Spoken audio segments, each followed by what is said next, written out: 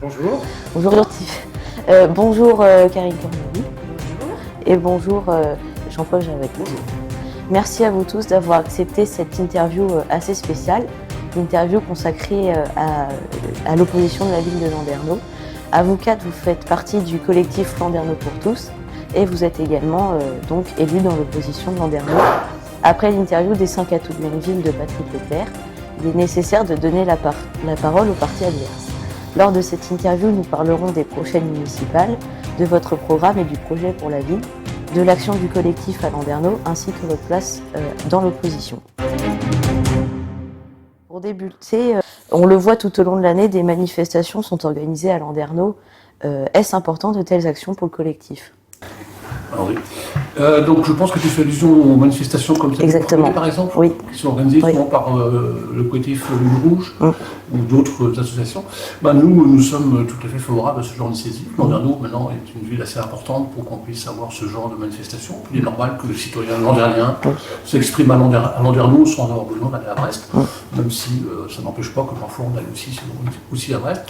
Et le collectif Landerneau pour tous est en général à chaque fois, mais partenaires, co-organisateurs, soutien, ça dépend des occasions, mais en tout cas, on est tout à fait partie prenante dans ces choses-là. Et on a été à l'initiative aussi de certaines manifestations pour l'hôpital, par exemple. L'Ukraine, enfin, des choses comme ça. Avec 5 solidaires. On utilise le droit à manifester qui est constitutionnel à Landerneau, comme il est normal de le faire. À quelle fréquence dans l'année sont organisées ces actions ? Les manifestations, c'est en fonction de l'événement, de la chronologie des événements, national, international. Il n'y a pas de rythme prévu. La part celle du 1er mai qui est devenue maintenant un peu rituelle. Les autres, c'est au fil de l'actualité. Là, l'hôpital, par exemple, depuis quelques mois, c'est relativement calme, donc il n'y a pas matière à manifester. Mais s'il fallait le faire, on le referait. Au besoin tous les jours, mais c'est en fonction de l'actualité. Depuis 2020, qu'avez-vous accompli au conseil municipal ? Alors qu'est-ce que l'on a accompli ? Le rôle de l'opposition principalement, qui est un rôle assez classique d'opposition. On a déjà du travail d'analyse à faire, beaucoup, et puis on intervient dans les débats, c'est ça notre plus grand travail. Une fois qu'on a analysé le document, collectivement, on intervient pour défendre un peu les valeurs du collectif. Voilà, c'est notre principale intervention. Avez-vous de bonnes relations avec la municipalité ? Ça se passe bien, on va dire qu'on est quand même sur une grande majorité des thématiques. On vote pour, il ne faut pas se le cacher, mais il y a des thématiques importantes pour nous, autour du logement, autour du social, où on a des divergences importantes, et là, effectivement, on intervient et on défend nos valeurs pour notre politique. Au conseil municipal, avez-vous appliqué une partie de votre programme des municipales de 2020 ? Alors, c'est dur de l'appliquer, c'est compliqué, parce qu'effectivement, on est en opposition sur ces thématiques-là, et on se bat quand même. On ne peut pas dire qu'on ait réussi à faire appliquer grand-chose, mais certains points passent. Mais voilà, ils sont assez mineurs quand même, malheureusement pour nous, mais on les défend pied à pied. On va parler des prochaines municipales. Donc pour débuter sur le sujet des municipales, en janvier, dans votre lettre d'information, vous avez annoncé vouloir être un lieu de réflexion et d'action. En quoi cela consiste ? Alors en fait, l'idée c'est de faire participer le maximum de personnes à l'élaboration d'un programme pour tous. Donc qui dit pour tous dit aussi inviter d'autres et du coup travailler sur des thématiques qui pourraient parler à l'ensemble des citoyens. Comment participer à ce projet collectif ? Alors, on a commencé à mettre en place des groupes de travail, etc. Mais voilà, ça sera tout au long de la campagne. Pour l'instant, comme il n'y a rien c'est pas lancé officiellement, etc. Donc voilà, là on travaille plutôt en réseau, sur nos thématiques qu'on a déjà défendues pendant tout le long du mandat là. Y a-t-il un projet qui est déjà prévu à cette date ? Effectivement, pour l'instant, on travaille, on essaye de rassembler toutes les personnes de Landerneau qui se retrouvent dans notre collectif autour des valeurs sociales, des valeurs de protection de l'environnement, des valeurs démocratiques. Et donc, on se retrouve régulièrement ici et on travaille, on a organisé des groupes, on se retrouve de façon peut-être un peu plus réduite pour travailler aux grandes thématiques des prochaines municipales.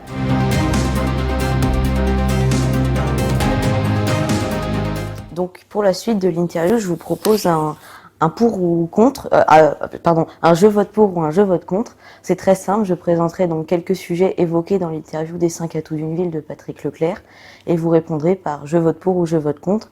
Ensuite, vous pouvez expliquer ce choix comme vous le souhaitez. Donc je vote pour ou je vote contre les panneaux photovoltaïques sur les bâtiments communaux.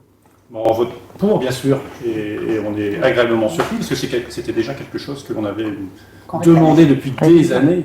Enfin, ça arrive, tardivement, mais ça arrive, voilà, ça se met en place, mais il ne faudra pas le limiter aux bâtiments municipaux. Il va falloir peut-être favoriser les habitants aussi à pouvoir en mettre. Voilà, c'est vraiment, l'énergie solaire, elle est importante, elle est gratuite, donc profitons-en, essayons de développer plus, et n'attendons pas toujours le dernier moment pour faire un peu de vert dans les politiques. Quoi. Il faut le mener vraiment en avant. Voilà. Et si je peux me permettre, on est vraiment très content comme M. Leclerc se mette enfin au voltaïque, parce que pendant des années, donc comme les Jean-François, on en a réclamé, et il nous répondait avec un peu de condescendance, voire de mépris, que, bon, alors, les charpentes ne pouvaient pas tenir des panneaux solaires, 2, c'est des panneaux solaires qui étaient faits en Chine, 3, le bilan écologique n'était pas bon, etc. Donc c'est bien, il est temps. On a pris du retard, parce que depuis 2008, il n'y a pas beaucoup de panneaux solaires qui ont été posés sur les panneaux, sur les bâtiments communaux, communautaires davantage, mais communaux, à ma connaissance, il n'y en a aucun. Donc il est temps, on a du retard à rattraper, là il faut mettre des bouchées d'eau. Je vote pour ou je vote contre pour un nouveau collège public, pour le nouveau collège public. Qu'est-ce que tu veux ? Alors, le nouveau collège public, c'est vrai qu'on l'a réclamé depuis très très très longtemps. Voilà, moi je me rappelle avoir manifesté pour un nouveau collège public. Mon fils était à la crèche, il est maintenant étudiant. Donc c'est un combat de longue date. On est tous pour, on a tous milité pour cette ouverture d'un deuxième collège public pendant des années. Voilà. Désolé de nouveau de mettre une couche, mais en 2007, 2006, 2007, j'étais à la SCPE du Collège de Mesquat, et donc la SCPE du Collège de Mesquat, avec évidemment d'autres personnes, d'autres partenaires, s'était battu pour déjà son collège qui était une nécessité, et on avait obtenu un accord oral du conseil départemental de l'époque sur la construction de ce collège. Malheureusement, changement de municipalité, de majorité départementale, le projet, l'accord oral n'a jamais été appliqué, et donc on a dû remettre une couche sur le sujet avec le maire de la Roche-Maurice que nous avons rencontré. On était dans le comité de défense, dans le collectif Second Collège, pardon, et donc on a travaillé pour. Et dans ce collectif, il y avait beaucoup de gens qui aujourd'hui sont avec nous là, en train de travailler ou qui ont lancé des carrières politiques, mais il n'y avait pas beaucoup de gens de la majorité de M. Leclerc, curieusement. Je vote pour ou je vote contre un agrandissement du réseau de bus vers Plouéderne et Pincran. Je vote pour, étant donné que ça permet aussi de faire descendre, parce que c'est plutôt en pente, de faire descendre des habitants et notamment des jeunes, parce que comme ça permet aussi qu'il n'y ait pas trop de voitures dans Landerneau. On se rend compte que il y a énormément de petits trajets entre les villages de l'agglomération, et du coup ça permet de limiter le fait d'avoir un transport en commun. Alors après on peut se poser la question du coût. Peut-être que s'il était gratuit, ça permettrait à plus de monde de l'utiliser, même si on nous dit souvent que rien n'est jamais gratuit et que tout le monde paye, mais c'est vrai que c'est des choses qui permettent d'alléger le stationnement. On voit bien là ce matin, on a eu énormément de mal à se garer. Voilà. Le stationnement en ville est compliqué. Si je peux juste compléter, c'est un petit peu pareil que la thématique du second collège. C'est des choses que l'on a aussi nous déjà abordées dans des mandats précédents. Aujourd'hui, la distribution du réseau bus sur la ville n'est pas pratique.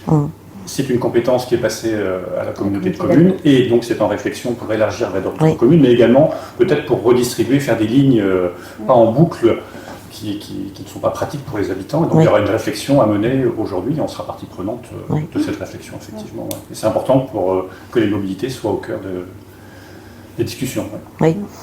Pour ou contre l'éclairage public par des LED? Alors oui, ça bien sûr, on appelle ça le relamping.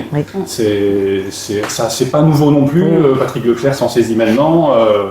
c'est effectivement une économie assez simple à faire, de remplacer de vieilles lampes qui consomment énormément par des lampes de nouvelle génération. Voilà, c'est très très bien.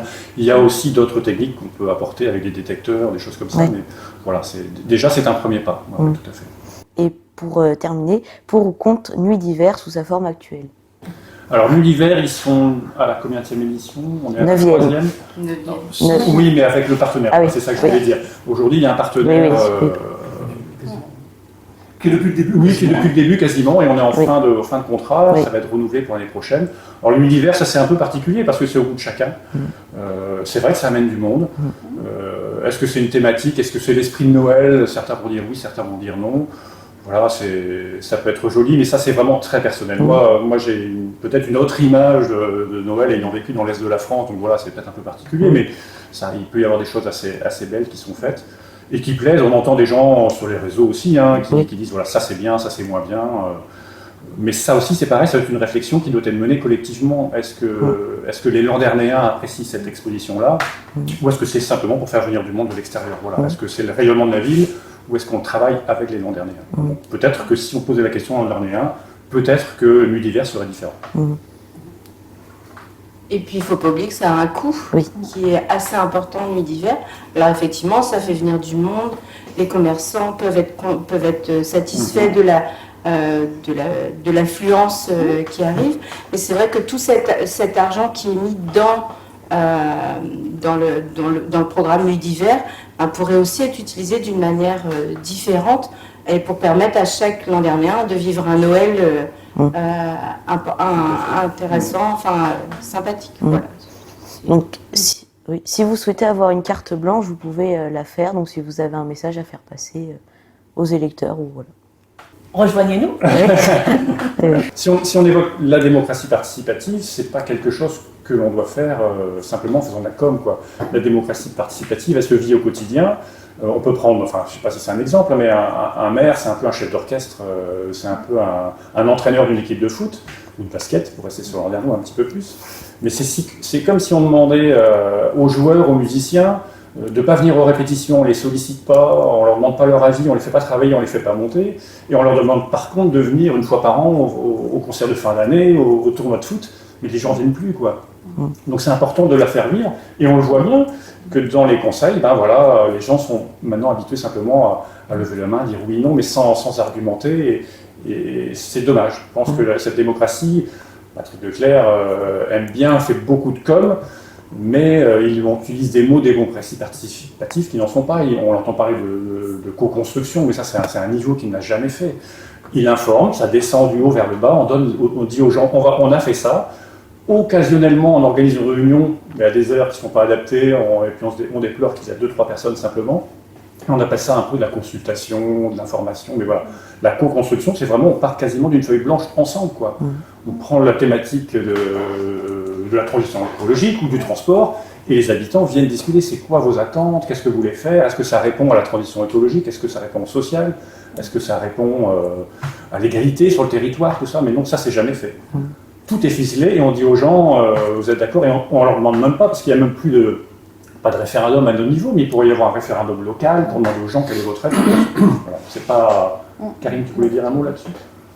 Oui, je voulais ajouter aussi que par rapport à la démocratie participative, on a aussi une tranche de la population qui est importante à nos yeux, qui est la jeunesse, à qui on ne donne pas forcément la parole. C'est pour ça qu'on est ravis de répondre à ton interview aujourd'hui. Mais c'est vrai que un conseil municipal des jeunes, alors effectivement, ça prend du temps, c'est chronophage, ça n'avance pas forcément au rythme où on voudrait. Mais on part du principe aussi que tout seul on va plus vite, ça c'est sûr, mais qu'ensemble avec les citoyens de tout âge, de toute origine, on peut aller plus loin aussi pour que Landerneau soit agréable pour tous. Merci beaucoup. Merci beaucoup à vous tous d'avoir répondu à mes questions et d'avoir accepté cette invitation. Merci.